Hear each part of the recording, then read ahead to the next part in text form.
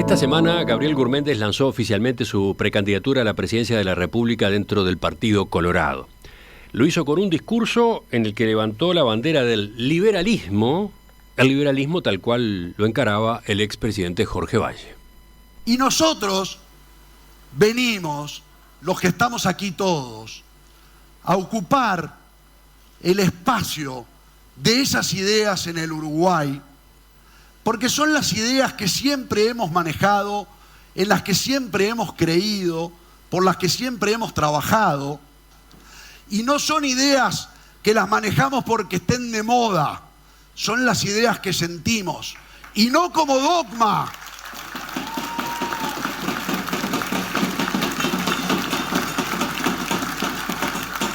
Y no como dogma, sino porque son las que realmente le van a resolver la vida a la gente.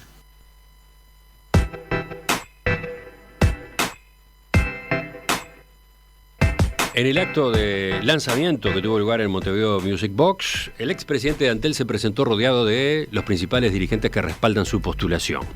En el mensaje que dirigió a los militantes, aludiendo a la gestión del gobierno de coalición que él mismo integró, el expresidente de Antel sostuvo que hay que dar un paso más en determinadas áreas, por ejemplo, en materia de seguridad y combate al narcotráfico. Además, Gurméndez insistió con su promesa de una rebaja de $500 millones entre el IRPF y el IAS. Nadie en el país habla de aliviar la carga fiscal, proclamó. Agregó que Uruguay es un país caro para vivir, trabajar y producir, y definió al Estado como un lastre que con su carga tributaria hace que nos cueste levantarnos. Vamos a profundizar en esta nueva etapa política que inicia Gurméndez y en algunas de sus propuestas de campaña. Estamos con él esta mañana. Señor Gurméndez, buen día, gracias por acompañarnos. Buen día, un gusto estar con ustedes hoy, muchas gracias.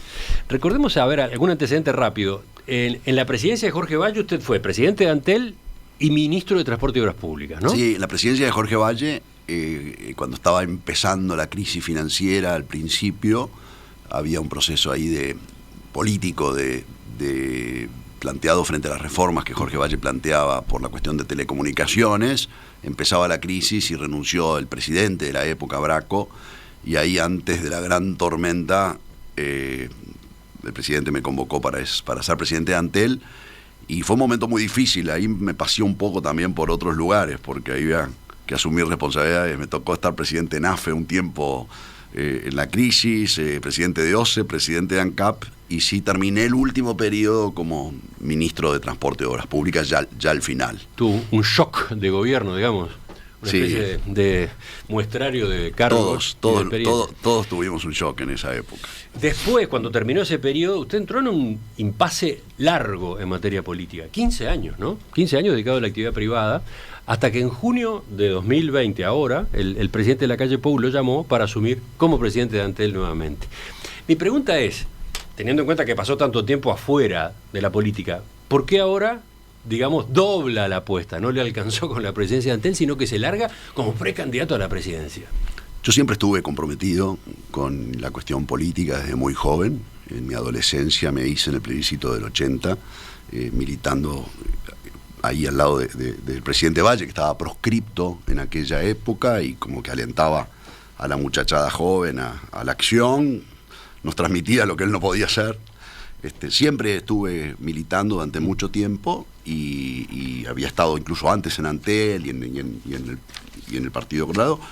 Hice ese impasse, pero todos los que me conocen saben, especialmente mi mujer, a quien conocí en un club político en el 84, que esto es las cosas que te mueven a hacer. Y realmente yo me sentí, cuando el presidente de la calle Pou me convocó, fue un poco de la misma manera ese llamado, a contribuir y apoyar, en ese caso además por fuera de los acuerdos partidarios. O sea, como que me dio esa distinción especial y ese compromiso que yo valoro. Cumplí lealmente con el mandato de colaboración y de coalición, es decir, que en ese espíritu de esfuerzo que le mandató las urnas, y ahora yo siento que el Uruguay está de nuevo ante una disyuntiva importante en cuanto al rumbo por donde debe encarar su futuro, y siento que podemos contribuir a ese debate, contribuir a lo que se viene en el Uruguay, no podés estar pasivo cuando sentís que hay decisiones importantes, y entonces aquí estamos. Como dice el tango, se dio el juego de pileta y hay que echarse a nadar. Pero es un reencuentro con lo que yo siempre fui. Los 15 años de actividad privada y empresarial, una parte importante incluso en el exterior, para mí es algo diferencial y que contribuye y que es positivo. Siento que precisamente como candidato, exhibir que uno conoce ese mundo que yo llamo real, donde se suda la camiseta, podés tener en peligro tu trabajo, tenés que arriesgar, apostar, invertir, innovar, competir, adaptarte a las circunstancias, es una contribución a la acción de gobierno que me diferencia de alguna manera. Siento que eso también es un aporte. Es decir, no solamente el resultado de gestión pública que la gente vio, sino venir con ese otro lenguaje del mundo que realmente es el que genera la riqueza y el que mueve la economía, porque el Estado no genera la riqueza. Así que ahí tengo un diferencial que porque política es soñar. Ajá. Y es hacer propuestas, pero es tan importante o más después de haber llevarlo a la realidad y tener la capacidad de hacerlo. Y esa contribución creo que también nos ayuda a diferenciarnos. Romina tiene sus preguntas también, ya vamos con ella, pero a ver, siguiendo con esto, con la decisión que usted toma de ser precandidato presidencial, no lo hace desde una de las agrupaciones que ya existen en el Partido Colorado. En un momento muy particular del Partido Colorado, que está como recomponiéndose, usted se tira como precandidato y para eso construye, arma, sí, genera casi desde cero, digamos, un movimiento. Primero, ¿por qué se llama Impacto? ¿Por qué le puso Impacto como nombre, que es bastante original? Es un nombre original y por eso le pusimos. Nosotros sentimos que la política entra en un tiempo nuevo, donde hay que conectar con formas distintas. Queremos realmente ir adelante y nuestra propuesta es acelerar, darle velocidad e impulso a los cambios, y nos pareció que expresar eso en una palabra que de alguna manera es disruptiva con el lenguaje tradicional con que hasta los propios sectores y agrupaciones se definen, era una manera de marcar una diferencia en el estilo, que conecte con ese idioma, yo te diría más moderno, que se espera de alguien que viene a intentar realmente cambiar las cosas dentro de un partido que va para el futuro. Pero eso no es una cuestión de estilo, porque, a ver, usted hace énfasis en que no ofrece más de lo mismo en el Partido Colorado, por eso, ¿no? Y eso creo ¿A que qué se refiere? ese nombre, ¿Va solo a eso? Y tiene que ver con nosotros nos estamos diferenciando dentro del Partido Colorado, que tiene tantas expresiones de candidatos hoy. Me parece que nosotros claramente nos estamos ubicando desde el punto de vista de nuestra visión en el campo de estas ideas, en la libertad en su máxima extensión o en toda su extensión imaginable en términos de las instrucciones de Artigas, pero un énfasis en este modelo de una economía muy abierta, de una economía muy competitiva, en una economía que ponga realmente a la persona en el centro, que en términos de propuestas significa liberar la energía del que emprende, del que innova, del que tiene la iniciativa, del que busca desarrollar su proyecto de vida en un marco que no esté tan asfixiado por esto que vivimos en el Uruguay, que es, de alguna manera, ese Estado que nos pesa, si se quiere, económicamente, pero que también nos pesa con su expresión de normas y frenos, regulaciones o monopolios que no liberan esa iniciativa. Y ahí van cosas también concretas. O sea, estamos diferenciándonos entonces, nuestro impacto está en el Partido Colorado, somos esto, esta expresión es diferente a los de los demás. Creo que también nos estamos diferenciando. Es el vallismo a la Jorge Valle. Mire, a mí no me gusta andar colgándome etiquetas por todos lados, porque la gente está muy cansada de etiquetas que no se sabe lo que quieren decir. Vallistas se llama... El señor Pereira, Fernando Pereira del PIT-CNT, dice que hay vallismo en el Frente Amplio. Yo digo, vallismo no puede haber donde no hay amor, ni pizca de vallismo puede haber donde no hay amor por la libertad. Pero es un concepto distinto. Todos se ponen cartelitos de cosas.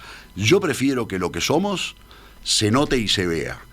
En la acción, en la actitud, en la propuesta y por las cosas que hemos hecho en la vida. Pero usted dice que ese espacio, el espacio liberal, el que de algún modo tiene como referencia al expresidente Jorge Valle, ¿hoy no estaba en el Partido Colorado? Me parece que nosotros somos la expresión que lo está promoviendo y que está validando estas cosas que además, perdón, el liberalismo no es de Jorge Valle, el liberalismo es de los liberales, tiene distintas vertientes históricas, creo que él expresó con mucha fuerza, hizo un cambio medio gramsciano en la vida, el pensamiento predominante o hegemónico de la economía en el Uruguay, ya con su prédica a partir del año, yo te diría, 60 y pico, cambió la manera de pensar, el chip estatista, dirigista, proteccionista, creo que fue una de las personas que acertadamente, hay un libro muy lindo que se llama El Profeta Liberal,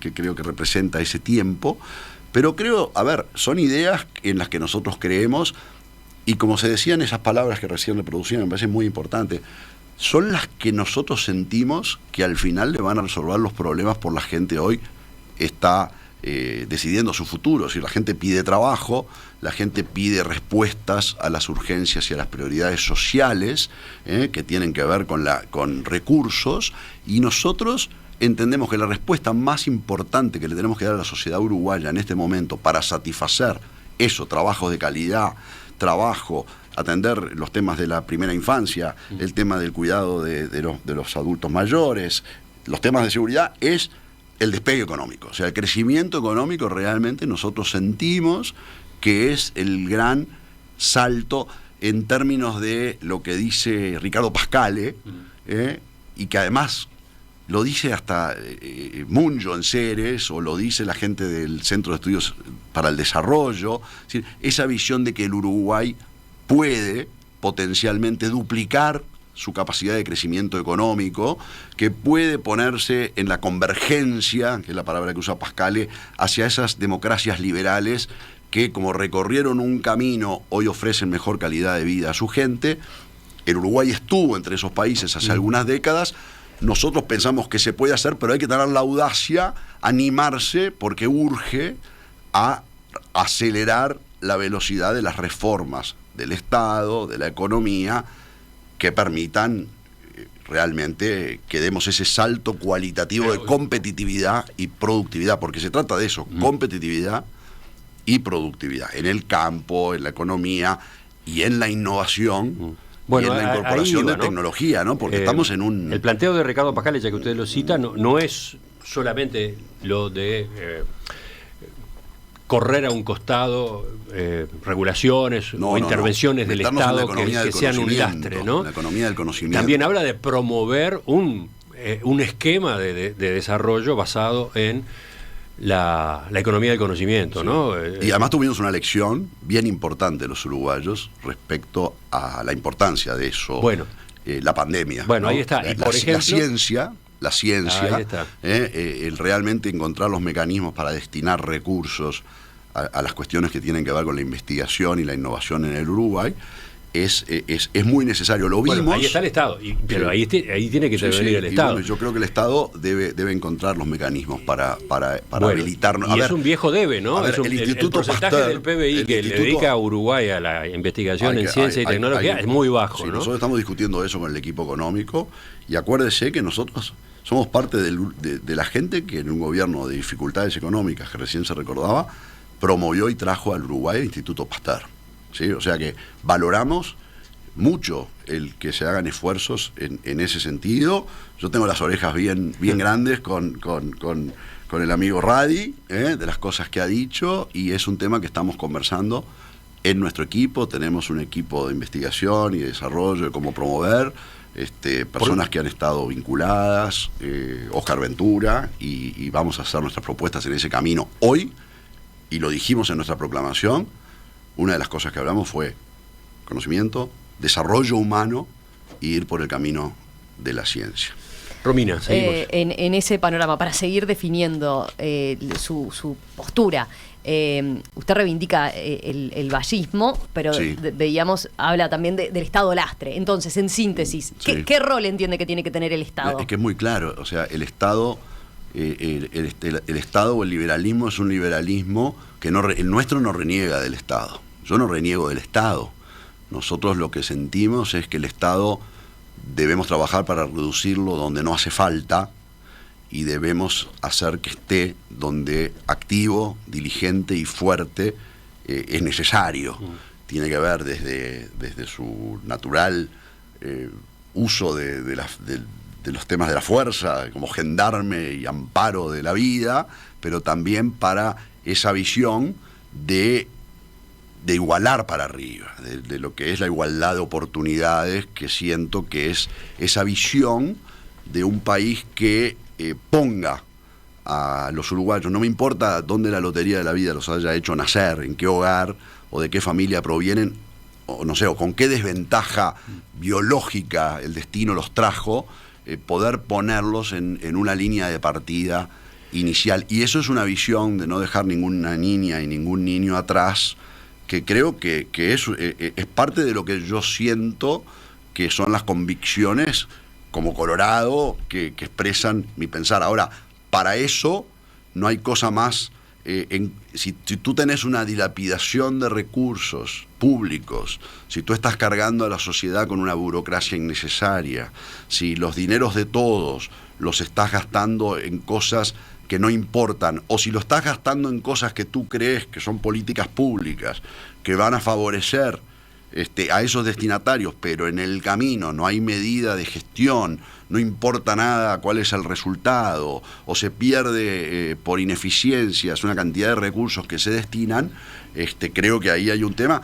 Ahí valoro el tema de la gestión y me pongo también el diferencial como gestión. Bueno, y ahí, para completar esta introducción de posicionamiento, digamos, ya que usted reivindica el liberalismo, la pregunta es casi que obligatoria, teniendo en cuenta el debate en la región. ¿Cómo se ubica en relación al gobierno de Javier Milei? Y somos distintos. La primera cosa es que el señor Milei es argentino, bueno, y nosotros somos uruguayos. Está bien. Venimos de una tradición distinta, pensamientos distintos. Nosotros somos colorados, reivindicamos un origen distinto en nuestro pensamiento, en nuestra historia. Este liberalismo que yo acabo de hablar no es un liberalismo que insulta, no es un liberalismo, como dijimos, que reniega del Estado, no es un liberalismo que además no es libertario. Nosotros valoramos mucho, y lo estamos haciendo, impulsamos las transformaciones y los cambios desde partido político, desde un partido político. O sea, en la institucionalidad democrática del Uruguay, y con orgullo lo digo, esto de que somos una democracia plena, de las pocas que existen en el mundo, creo que es el 8% de la población mundial que tiene el privilegio de poder vivir así como vivimos nosotros, con esta libertad que nos da estar acá en la radio, expresarse, surge de una consolidación de partidos políticos muy importantes, y me parece que son instrumentos válidos. Entonces, hay una cantidad de diferenciales en términos de nuestras ideas y en términos de nuestro origen y en términos de la manera en que queremos lograr los cambios en el Uruguay, distinta a la de Javier Milei. Lo dijo muy bien Leonardo Guzmán en una columna que a mí me gustó mucho. Dijo: nosotros podemos reivindicar la libertad y decir viva la libertad, pero después de viva la libertad no le ponemos un insulto o no nos expresamos de forma procaz inmediatamente, ¿no? En el grito de guerra de Milei hay una contradicción tremenda, porque de alguna manera los que somos demócratas, liberales, partimos de la primera premisa: Emiliano, usted puede tener razón o yo no, respeto, tolero y construimos. Es decir, el descartar en nombre de la libertad, insultar al otro, no sé, que sea lo que sea, porque eso tenemos una visión distinta. Pero también digo, Milei tuvo la capacidad de introducir en la sociedad argentina, creo que mucho más por el hastío y el agote de ese modelo populista y demagógico que llevó a la Argentina al desastre, que la verdad que es una de las razones por las que yo estoy acá. No me gustaría que el Uruguay recorra ese camino, y hay gente en el Uruguay que plantea para mí en la próxima elección reivindicar esa dirección, pero creo que de alguna manera él trae temas en los que coincidimos: esa economía abierta, ese menor peso del Estado, un Estado argentino que tampoco es el Estado uruguayo, no comparemos eso, y que como uruguayo, y aquí viene lo más importante que yo siento en el presidente Milei, es que como presidente argentino, esta visión del mundo, de las cosas y de la apertura, es una visión que va a favorecer los intereses del Uruguay, y estamos viendo, por ejemplo, que el kirchnerismo cortó puentes, literalmente, y Milei nos está abriendo canales. Y entonces creo que hay una comprensión. Usted ahí está aludiendo a la decisión del gobierno argentino de autorizar, el dragado de carne. Me parece que es muy canal de acceso del puerto de Montevideo. Había un modelo político argentino que nos bloqueaba y nos cerraba, y estas ideas ayudan a que el Uruguay, que es lo que a mí me importa, yo como uruguayo miro, esto no sirve para encontrar nuevos tratados comerciales, esta posición no sirve para integrarnos como infraestructura en la región, o nos cierran, no sirve. O sea que yo miro a la Argentina y a Milei desde lo que soy, uruguayo con ganas de dirigir al Uruguay además. Enseguida continuamos en la entrevista con Gabriel Gurméndez. ¿A qué electorado apunta Gabriel Gurméndez con su postulación presidencial? ¿Cuáles son algunas de sus propuestas, algunas de las que ya ha lanzado a rodar y cómo la fundamenta? Por ahí va la segunda parte de este reportaje enseguida. Gabriel Gurméndez lanzó oficialmente esta semana su precandidatura a la presidencia de la República en el Partido Colorado. ¿Por dónde van sus ideas, sus propuestas, cuál es su estructura? Estamos conversando con él esta mañana en Perspectiva. Romina. Ingeniero Gurméndez, a ver, con su planteo que escuchábamos recién, ¿a qué electorado entiende que apunta? ¿A qué electorado está visualizando con esos posicionamientos? Estoy pensando en, puede identificarse aquel votante de la coalición de gobierno que entiende que se quedó con gusto a poco en cuanto a las reformas liberales de este gobierno. Está apuntando a aquel frente amplista que votó a Ernesto Talvi, por ejemplo, en las últimas elecciones. Yo creo que le voy a decir que discrepo con la pregunta. A ver. No se debe hacer. Pero para contestarla, creo que tengo que explicar lo que estoy haciendo. Nosotros estamos armando una propuesta y una visión de gobierno que creo que precisamente también nos diferencia. Estamos planteando en el Uruguay una visión de desarrollo y de impulso, de crecimiento, que abarca en definitiva propuestas en distintas áreas y que se fortalece con personas, técnicos, individuos, en lo político y en la experiencia, que vienen a aportar una visión de un país hacia adelante. Y ese es nuestro propósito, es realmente, como decíamos, generar un impacto en la mejora de la vida de las personas en el Uruguay. Y es el propósito que importa y el que nos inspira y el que nos mueve. La pregunta se formula casi desde una visión de cómo hacer una campaña o a quién hablarle como para resultar más práctico, más exitoso en términos electorales. Entonces, yo siento que, francamente, yo no estoy hablando, por ejemplo, de un solo tema, ¿sí? Es decir, me parece que al ciudadano no le importa. Si Che Gurméndez a quién apunta, quiere ganar con los votos de los que están descontentos con seguridad, entonces habla de seguridad y la fiscalía todo el tiempo, o solamente de educación y de educación y de educación. O sea que, entonces, la verdad es que yo quiero hablarle a la sociedad uruguaya. Ojalá hay grupos que seguramente estén más atentos a mi mensaje. Claramente, nosotros creemos que hay que acelerar. Hay que tomar algunos debes de esta última coalición, que nosotros compartimos, que se hicieron muchas cosas, como que se carreteó el camino y ahora se quiere despegar. O sea que sí le estamos hablando a una cantidad de gente que puede sentir, che, me hubiera gustado que fueran un poquito más rápido en estas reformas.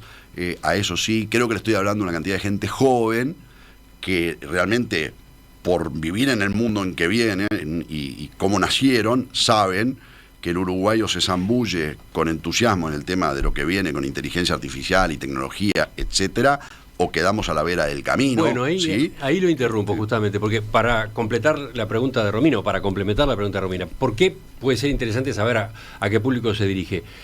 Porque usted integra una coalición, sí, la coalición de gobierno actual, que tiene un desafío importante en la próxima elección. Por ejemplo, tomemos como base esta encuesta de cifras que acaba de darse a conocer esta semana. Si las elecciones fueran hoy, 47% votaría por el Frente Amplio, 31% votaría al Partido Nacional, 6% al Partido Colorado, 2% a Cabildo Abierto, 1% al Partido Independiente y 2% a la coalición en general. 11% todavía no define. O sea, 47-42 da esto, 47 el Frente Amplio, 42 la coalición, aumentando la diferencia en el verano con respecto a la medición anterior. Esta encuesta ha generado mucha preocupación en el gobierno, según lo que hemos sabido y según, por ejemplo, publica Búsqueda hoy. Entonces, la pregunta sería, ¿cómo piensa contribuir usted a achicar esta diferencia, a que la coalición alcance al Frente Amplio, a que la coalición pase al Frente Amplio y pueda quedarse en el gobierno? Y yo creo que hay que convencer para vencer. Hay que hablar las cosas con claridad, hacer las propuestas que estamos haciendo y que la gente sienta que es por acá el camino. Y bueno, esas encuestas son de hace unos días. Yo lancé mi campaña hace 2, a ver si podemos contribuir. Seguramente ojalá se refleje. Yo, la verdad que nosotros no hacemos la acción para las encuestas, sí para ganar las elecciones y para incidir en el rumbo que tenga un gobierno, y esa es la razón por la que estamos acá. Yo creo que esa es parte de la disyuntiva bien importante. A mí me parece que en la cruz de caminos que el Uruguay enfrenta en esta elección, se define o afianzamos el rumbo hacia un país que crece, o realmente, me parece bastante dramático y se debe expresar, un camino de retroceso, porque creo que el Frente Amplio nos está ofreciendo, nos está haciendo creer a los ciudadanos de este país que los problemas de crecimiento y soluciones vienen de un Estado que para mí al final se termina agotando. No es con un plan de que los ciudadanos queden esclavizados a dádivas o a promesas. Las políticas públicas, por ser proclamadas, no generan magia, y creo que ese camino es un camino peligroso, cuya expresión más fuerte, más preocupante, es el esfuerzo político que se está haciendo desde sectores de la izquierda en la juntada de firmas para reformar la Constitución, ponerle una bomba que va a explotar en 1000 pedazos al Banco de Previsión Social y meterse en la expropiación de las AFAPs, de las cajas de ahorro individual de los uruguayos, que es una gran protección del futuro de todos nosotros, del futuro de la gente que se va a jubilar, pero que además tiene la particularidad que es exactamente la réplica de una medida igual que Cristina Kirchner promovió en la Argentina en el año 2008 y que para mí fue parte del inicio del declive que terminó Argentina como terminó. Entonces es un Frente Amplio que durante 15 años fue gobierno, que durante 15 años no quiso modificar o no pudo modificar el régimen de las AFAPs, y que ahora viene a plantear un camino de retroceso en el Uruguay. Y es la expresión, creo, de ese Frente Amplio realmente sin centro, ese Frente Amplio sin moderación, de ese Frente Amplio que no está queda todo el Frente rehén. Amplio en esa, ¿no? No está, pero vio cómo es esto. O sea, el PIT-CNT que expresa en gran medida el sentir y la movilización del Frente Amplio está en esto. Carolina Cose decidió firmar. Fernando Pereira otro día dijo que lo estaba meditando, Orsi dijo que no. La verdad también le voy a ser franco, yo el otro día titulaba en un tuit Cambalache, la Biblia contra el Calefón, de un tema tan central de la vida, del futuro del Uruguay. Estamos hablando, para mí realmente, de si esto no es el obstáculo principal para que podamos explorar estos caminos de crecimiento y desarrollo económico que hablábamos hace un rato. Se viene a poner esto aquí, o sea, 4.000 millones de dólares de costo, solamente las promesas de jubilaciones a los 60 años y jubilaciones mínimas, que no se pueden prometer a la gente porque es la razón por la que desde hace años y años el Uruguay reclama una reforma de la seguridad social. Ahora se viene a ofrecer esto. Para mí es un tema realmente sobre el que hay que hablar con mucha claridad, y digo Cambalache y la Biblia junto al Calefón por aquel tango donde todo vale, porque no puede ser que un tema tan importante de la vida del país, la mitad del Uruguay o menos, que dice representar el Frente Amplio, no pueda expresarse con claridad. Vamos a lo que usted propone, vamos a algunas de las propuestas justamente a partir de ese posicionamiento que definía con las preguntas que le hacíamos en la primera parte de la entrevista. ¿Romina? Sí, por ejemplo, a ver, respecto a la concepción liberal que usted preconiza en materia económica, ¿no? Usted quiere darle un giro liberal a la economía, entiende que este gobierno que usted mismo integró no fue lo suficientemente liberal, ¿alcanza con achicar el Estado y desburocratizar? Yo creo que, primero, no quiero insistir tanto con las etiquetas, sino me gusta hablar de las propuestas. Hace poco comentamos 3 propuestas que para mí son muy claras para validar nuestra dirección.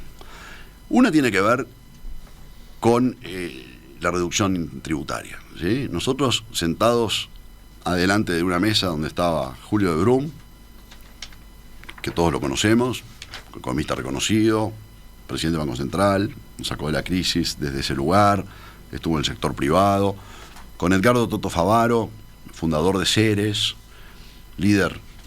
economista líder del Banco Mundial en Asia, un tipo que está estudiando, un economista que está estudiando con profundidad instrumentos de políticas sociales que va a ser parte de nuestro programa para atender temas de primera infancia, de cuidados y especialmente de aportar recursos a la educación desde mecanismos tributarios y de instrumentos de deuda y financieros que permitan que la sociedad civil pueda contribuir más y expandir el modelo en términos educativos, que va a ser parte de nuestra propuesta, que tiene que ver también con ampliar alguna experiencia que se hizo en Paysandú con un programa que se llama Más Talento, que está dando muy buenos resultados de permanencia de muchachos y muchachas de la educación terciaria en el Uruguay.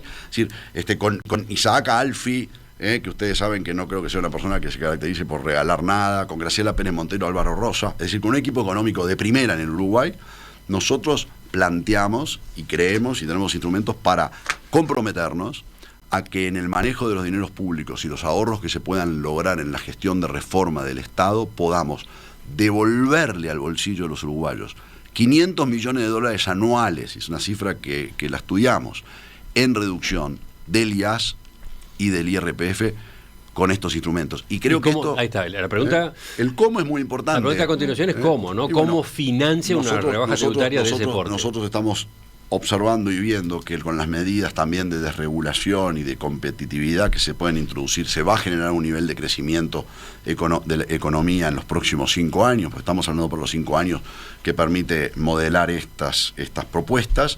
En el análisis de las cuentas públicas hay ámbitos y posibilidades de ahorro en rubros que no tienen que ver con gastos personales, es decir, con sueldos y con jubilaciones que tienen una gran rigidez.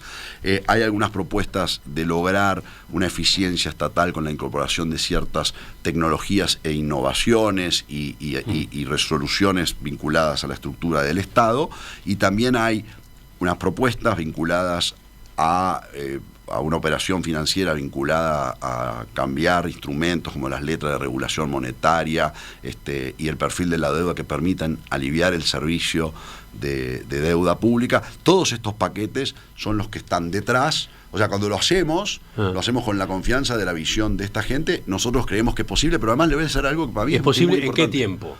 ¿En cuánto tiempo de un periodo de gobierno? Nosotros dijimos que en este periodo de gobierno nosotros lo íbamos a poder... A lo largo de los próximos 5 años. No va a ser el primer año, ¿verdad? No va a ser el primer año, pero me parece que es muy importante varias cosas. Primero, está clara la dirección. O sea, hay que empezar a hacer estas cosas y nosotros estamos diciendo, ese es el rumbo, tenemos un plan, tenemos la experiencia y la gente, y además nos estamos comprometiendo. Nadie más lo está haciendo. Por ahora somos los únicos que estamos hablando de esto, lo hacemos con responsabilidad, con un objetivo medido y pensamos que cauto. Pero justamente, ¿por qué pone el foco ahí? Porque ni el IAS ni el IRPF son precisamente impuestos que paguen los sectores más vulnerables de la población, es que los sectores de más bajos ingresos. Son impuestos que gravan a sectores medios y altos, ¿no? El foco está puesto... esta es una medida concreta. El foco central... El alivio tributario no debería...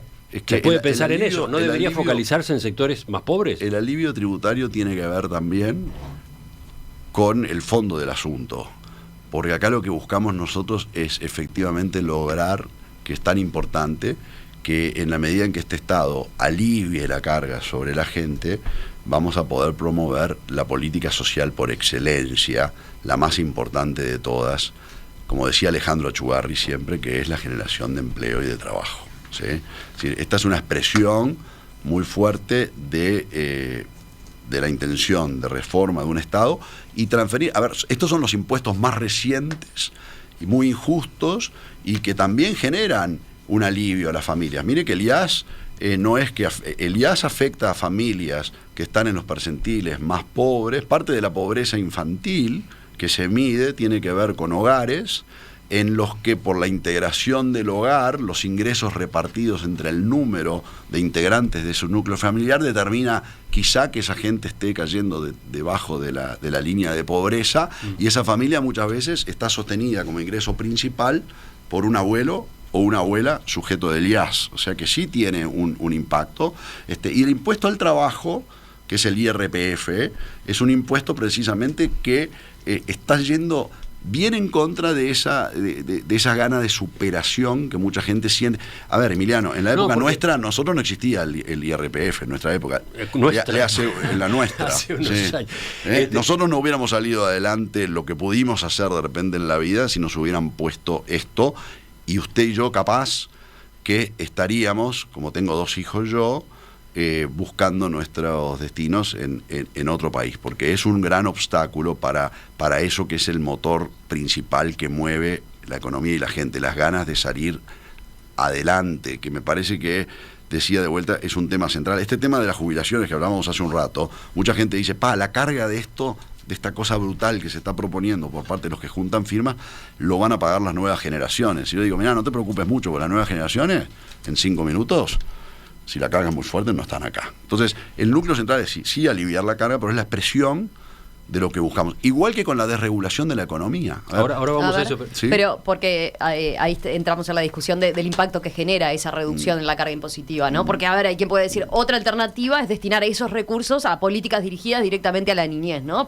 Y sobre todo a combatir la pobreza infantil, que es un tema que siempre se habla. Nosotros, precisamente, en la buena administración del Estado y de los dineros públicos, con transparencia, austeridad, profesionalidad y buscando instrumentos originales, es parte de lo que estamos proponiendo, parte de lo que hablamos en nuestra presentación del equipo económico. Además de esta reducción de estos impuestos, además dinero destinado a políticas para la infancia. Y además nosotros anunciamos y vamos a hacer unas propuestas bien concretas referidos a mecanismos tributarios, de exoneraciones e instrumentos financieros que permitan canalizar recursos adicionales de la sociedad civil a los temas infancia, cuidados y educación. Sigamos incursionando, empezando a ver las propuestas que plantea desde su precandidatura presidencial Gabriel Gurméndez. Vayamos, por ejemplo, al terreno de los combustibles. Sí. Ahí usted ha hecho una propuesta concreta, que no es nueva, pero no es nueva, la levanta. No es nueva, pero me parece que es bien significativa e importante, porque incluye 2 aspectos de una misma visión.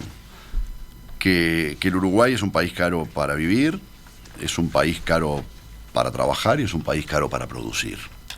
Y entonces las medidas tienen que apuntar a resolver este abaratamiento de la vida de los uruguayos e impulsar el crecimiento. Y la cuestión de la energía nos pareció muy importante plantearlo porque abarca 2 aspectos: la desmonopolización de ANCAP, es decir, la eliminación del monopolio de ANCAP en materia de importación de combustibles, y la introducción en la cadena de comercialización y distribución de los combustibles, desde que se ingresa al Uruguay hasta el surtidor, de un mayor grado de competencia en el mercado de los combustibles. Y me parece que no es un tema nuevo, no, a ver, pero es un tema frustrante en el sentido que, por ejemplo, la coalición de gobierno, que está terminando y que está cumpliendo su ciclo, tenía la expresión de 5 partidos políticos. La Calle, ustedes se acuerdan que para campaña electoral iba con los 5 programas, los exhibía y decía, acá hay una cantidad de coincidencias sobre las que vamos a gobernar, y así se gobernó y así se lograron cosas muy importantes, porque se cumplió con ese programa mínimo, reforma educativa, reforma de las jubilaciones, en el programa de la LUC, la inflación, la generación de empleo, la infraestructura, bien. Ahora, por ejemplo, en la desmonopolización de los combustibles no se planteó y no fue parte del programa. Bueno, fue... y no anduvo. O sea, cuando el Poder Ejecutivo envió al Parlamento el proyecto de la LUC, el proyecto de ley de urgente consideración, en el texto se proponía la derogación del monopolio de ANCAP para importar, exportar, refinar petróleo no había formado y derivados. Parte. Y en aquel momento, el sector ballistas del Partido Colorado se opuso. Ciudadanos se opuso a habilitar la desmonopolización de ANCAP. ¿Usted cree que aquello fue un error? ¿Que en su partido se equivocaron? Porque ahí trancaron, ¿no? Yo creo que se debió haber ido por el camino que estamos proponiendo nosotros ahora. Yo no estaba en ese momento en las decisiones de mi partido, no había ni siquiera participado en la elección, pero en este momento, francamente, yo entiendo que es el camino por el que se debe ir, y me parece que esto también apunta a nuestro mensaje, es decir, si queremos comprometernos con que esto se haga. Yo creo que la coalición no lo llevó adelante porque en definitiva no formaba parte de los acuerdos políticos que habían consolidado para ese tema, y me parece que la nueva coalición, la que queremos que tenga nuestro rumbo, nuestro énfasis y nuestro carácter, debe incluir estas cosas. Creo que es el momento para animarnos a hacerlas de una buena vez. ¿Está pensando Estoy pensando incluir otras privatizaciones de otras empresas públicas? Esto no es privatización, esto es abrir a la competencia, como tanto se hizo en el Uruguay y como también le hizo a los consumidores y a la gente. Porque realmente, si algo hemos vivido los uruguayos, es el beneficio de que la mayor competencia es buena para la gente. Lo vimos en los seguros. Cuando el Banco de Seguros se desmonopolizó, los seguros son más baratos, la gente tiene más libertad para elegir, el Banco de Seguros debió someterse a la disciplina de la competencia, está más robusto que nunca, todos contentos y felices, comieron perdices, pasó en las telecomunicaciones, pasó hasta en la leche, porque capaz que la gente joven no se acuerda, pero cuando yo era chico, iba al almacén de barrio o al súper, había un yogur de frutilla y un yogur tradicional de una sola marca para elegir. Cuando se abrió el monopolio de los productos lácteos que tenía Conaprole, de alguna manera, tenemos este mundo donde podemos elegir precio, variedad, sabor, empaque y lo que querramos. Ahora, y entonces, la solución en el caso de los combustibles es esa. El problema no son los impuestos. En casi todos los... no, por supuesto. La alta imposición con la que el Estado uruguayo carga los combustibles. Naturalmente. La composición tiene que ver con el precio del IMESI que carga y algunas cargas tributarias que tiene.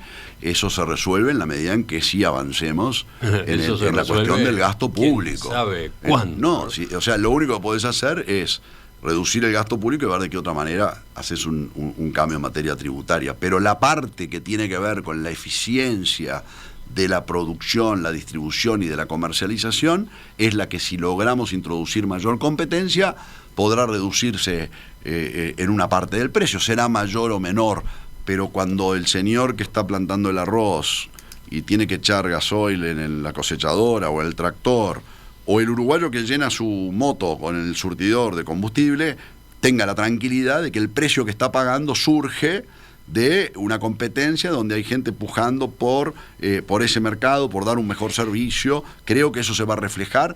¿Y quién puede estar en contra de esto? O sea, pero hablando de eso, ¿en qué justamente, lugar? una de las objeciones es que un privado puede cobrar distinto en Montevideo que en Bella Unión, dependiendo de dónde le resulte más rentable la distribución, etcétera, de esos combustibles, ¿no?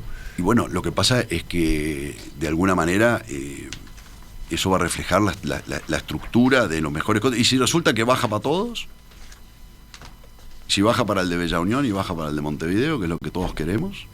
Y por supuesto que va a haber una regulación. No digo que no haya que regular, o sea, regulaciones siempre va a haber, pero el sentido de introducir competencia, o sea, acá, en este tema, le voy a ser franco, en la coalición de gobierno había un camino planteado. O sea, en este tema, la parte de distribución, introducir más competencia, había un acuerdo. Lo que pasó fue que no se pudo avanzar. Hubo gente que se opuso, el Uruguay... Usted quiere marcar, por ejemplo, en particular, diferencias con Ciudadanos, ¿no? Esa es una no es diferencia con Ciudadanos. De sus formas de marcar posición dentro de la campaña en el Partido Colorado. Pero le voy a decir una cosa, Alejandro Stepanisic, que es el presidente de ANCAP, es una persona que integró en su momento Ciudadanos, compartió eso. Hoy claramente tenemos una sintonía muy importante con Alejandro Stepanisic en la forma de pensar y cómo queremos encarar este camino. Él en estas cosas está claramente, tiene la misma visión que tenemos nosotros, o sea que me parece que ahí no hay que generar una cuestión política. Hoy está en una empresa pública, presidente de una empresa pública no puede hacer política partidaria, pero usted dice que de hecho está trabajando cerca de ustedes. Yo creo que las inhibiciones constitucionales a él no le impiden poder colaborar en lo que tiene que ver con el asesoramiento para las leyes, para la acción de gobierno, está previsto en la Constitución, y nosotros tenemos con Alejandro una visión bien alineada de lo que queremos, y él estas ideas las él ha planteado, a título personal, pero ha planteado otras ideas, ¿no? Por ejemplo, cómo deberían coordinar mucho más UTE y ANCAP. Sí. Cómo deberían hasta compartir integrantes de directorio. No puede ser que sean empresas que vayan cada una por su lado. Él entiende que hay demasiado divorcio.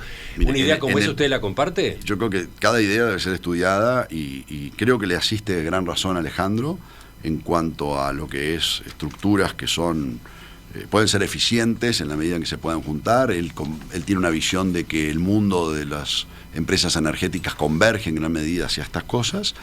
No quiero adelantar una posición, sí lo tenemos en consideración, pero ya le digo que en el estado de esos solapamientos y posibilidades de consolidar estructuras burocráticas o entidades que casi todas hacen o pretenden hacer lo mismo y después no terminan haciendo ninguna todo o todo bien. Hay muchas oportunidades de ahorro que se pueden trasladar en beneficio de la sociedad uruguaya. Enseguida hablamos de un último asunto de estos que están arriba de la mesa, por lo menos en sus primeros pasos como precandidato. Ingresamos en los últimos minutos de la entrevista esta mañana con Gabriel Gurméndez, ingeniero industrial, que ocupó el cargo de presidente de Antel en más de una ocasión, pero la última ahora, desde el año 2020, mediados de 2020 hasta octubre de 2023. Ahora, precandidato a la presidencia de la República en el Partido Colorado por el sector impacto. Estamos viendo algunas de sus propuestas, las primeras que va poniendo arriba de la mesa. Romina. Sí, un tema más, a ver, para ir cerrando. Usted, al igual que otros precandidatos, está expresando mucha preocupación por el estado de la seguridad pública, ¿no? Por el avance del narcotráfico, por el nivel de homicidios. Sin embargo, hasta ahora no aparecen muchas propuestas en esta materia, ¿no? Salvo lo que es la habilitación de los allanamientos nocturnos, sumar militares a la Guardia Republicana. ¿Usted tiene en carpeta algo más innovador al respecto? Nosotros hablamos del tema del narcotráfico desde el primer día y dijimos que el narcotráfico era el enemigo público número 1. No es que lo digamos nosotros, no lo dicen los dirigentes políticos, lo está diciendo la sociedad que lo clama. Realmente cualquier recorrida que uno haga con la gente, este tema aparece, más allá del dramatismo con que puede ser una noticia que le pega a todo el mundo, como lo que ocurrió el otro día en Pinar Norte con la muerte de este niño de 2 años, que son evidentemente alarmas tremendas. El narcotráfico es un fenómeno continental, lo hemos visto en Ecuador, lo estamos viendo en Rosario, muy cerquita nuestro en la Argentina. Hay que ver muy bien qué está ocurriendo. El Uruguay está viviendo realmente el drama del veneno de la droga en la gente joven y las causas de violencia vienen por allí. Me parece a mí que no es un tema de abordaje simple, no creo que haya varitas mágicas. Me parece que a veces en lo político, en el afán de encontrar una diferenciación, se proponen medidas más que nada que llaman la atención, pero un instrumento solo no alcanza. Usted ahí está aludiendo a planteos que salen desde adentro de la propia coalición de gobierno. ¿No? De todos lados. Yo soy partidario del allanamiento nocturno, yo soy partidario de la incorporación de tecnología en el combate al crimen organizado. Soy partidario creo que hay recursos en el Estado uruguayo, igual que en la economía, lo hablábamos hace un rato, hay recursos en el Estado uruguayo que le dan posibilidades de ponerlo al servicio de una lucha frontal contra el narcotráfico.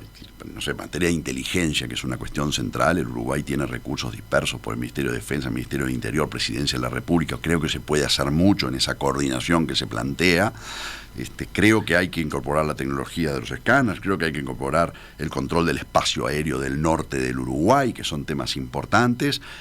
Creo también, acá, yo tengo un grupo de trabajo que va a hacer sus propuestas concretas, pero realmente yo estuve en México trabajando profesionalmente, mi vida empresarial, en este paréntesis que Emiliano comentaba.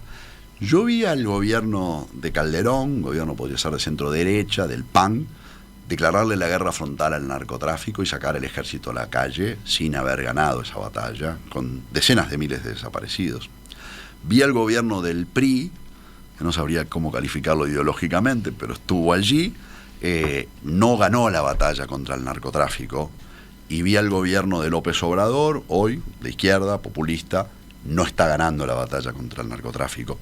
En el Uruguay nos pasa un poco lo mismo, nos cobramos facturas entre los partidos, y sin embargo todos los uruguayos, en todos los barrios, en todos los grupos de WhatsApp, en los barrios periféricos o de mayores ingresos, está todo el mundo con esta preocupación central. Es un tema de todos los uruguayos, y entonces realmente, y ahí estoy con lo que Pedro Bordaberry dijo en su momento, o sea, si realmente este es el tema de todos y todos hablamos, ¿cómo es que hacia la elección, durante la elección o después, no podemos realmente encontrar acuerdos mínimos que nos resuelvan un tema que es de todos? ¿Sabe lo que nos va a pasar?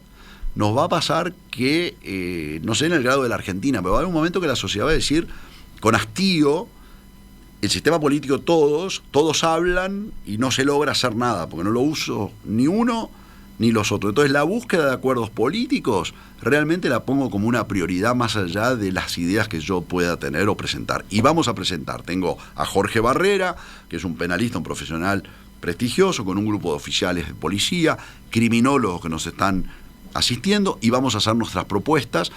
Alguna de ellas no se ha hablado tanto, la hemos esbozado, me parece importante. El narcotráfico es un negocio. El que está detrás de esto va por las mansiones, va por el auto de alta gama, va por el lujo, por una vida de comodidades, a costa del envenenar a las familias y la violencia.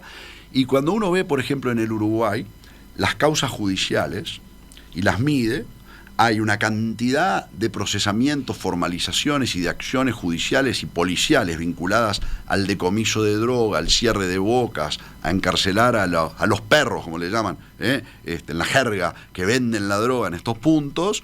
Pero no se y cuando compara la cantidad de actividad judicial y procesamientos vinculadas al lavado, pero al lavado grande, al lavado importante, del importante negocio que hay detrás, mira y realmente no guarda proporción, o sea, no hay una relación entre una cosa y la otra. Entonces, fortalecer realmente a fondo los mecanismos que procuran asfixiar la ruta del dinero, que es lo que mueve a estos criminales a matarnos, creo que es una prioridad.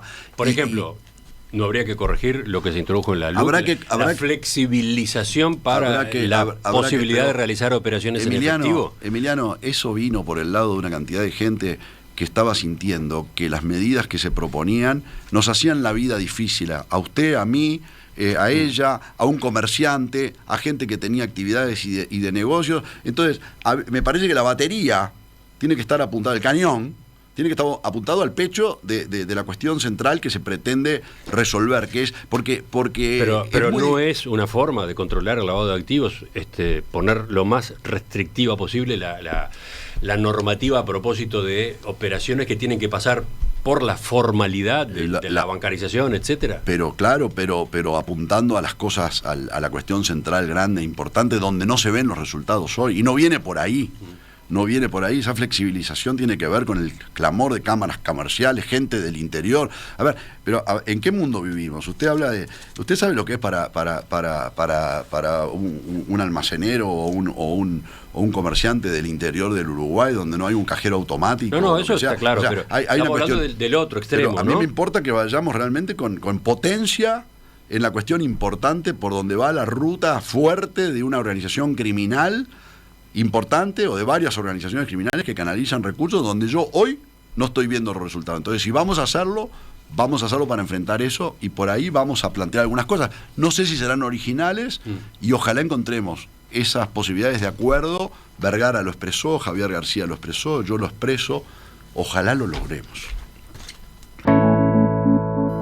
Ingeniero Gabriel Gurméndez, precandidato a la presidencia de la República en el Partido Colorado por este sector nuevo llamado Impacto. Gracias por acompañarnos esta mañana. A propósito, ¿quiénes están con usted en Impacto? Porque mencionó algunos integrantes de los equipos técnicos. Es muy lindo porque hemos logrado, yo siento, y lo decía el otro día en el acto, nacimos de una cuestión nueva y se han incorporado. Por supuesto, todo lo que era tradicionalmente la dirigencia de la lista 15, con su expresión, con sus propios legisladores, que el ser no tradicional. Pero se ha sumado gente de Ciudadanos, se ha juntado gente que viene de ballistas, personas que habían dejado de militar, que venían de Vamos Uruguay, que venían se fueron.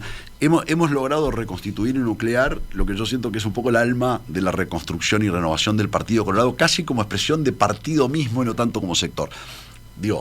Tenemos la mitad de los senadores, por decirlo, del Partido Colorado. Tenemos a Carmen Sanguinetti, que realmente viene de Ciudadanos, es una mujer activa, trabajadora, seria, que le ha hincado el diente a temas de sensibilidad importantes en las cuestiones sociales del Uruguay. Está Raúl Lorenzo Valle, que es senador, y la mitad de los senadores colorados están hoy con nosotros. Jorge Alvear, legislador que viene del sector de Ciudadanos, que había estado muy cercano a Vamos Uruguay en su momento en Canelones, vino con nosotros viejas agrupaciones como la de don Tomás Berreta de Canelones. Al mismo tiempo tenemos de ballistas, por ejemplo, Conrado Rodríguez, el único legislador de ese sector del Partido Colorado, que también tomaron una decisión con coraje de sentir que en esta nueva fuerza se están sumando. Tenemos una estructura realmente robusta de dirigentes políticos en todo el interior, como en Rivera, la 123 de Rivera, en Salto, personas que han vuelto a la política, como Horacio de Brum, gente que como que se refrescó las ganas de volver a vivir, y eso es muy lindo, sentir que vienen los orientales de todos lados, como dice la canción. Rombina, tenemos una tarea pendiente para las próximas semanas, que es reordenar las fichas del Partido Colorado, ¿no? Perfecto. Cuesta entender dónde está cada uno hoy, Hacemos ¿no? tablero político, ya nos dejó ahí el tema. Bueno, seguimos en cualquier momento, ingeniero Gurméndez. Un gusto, muchas gracias.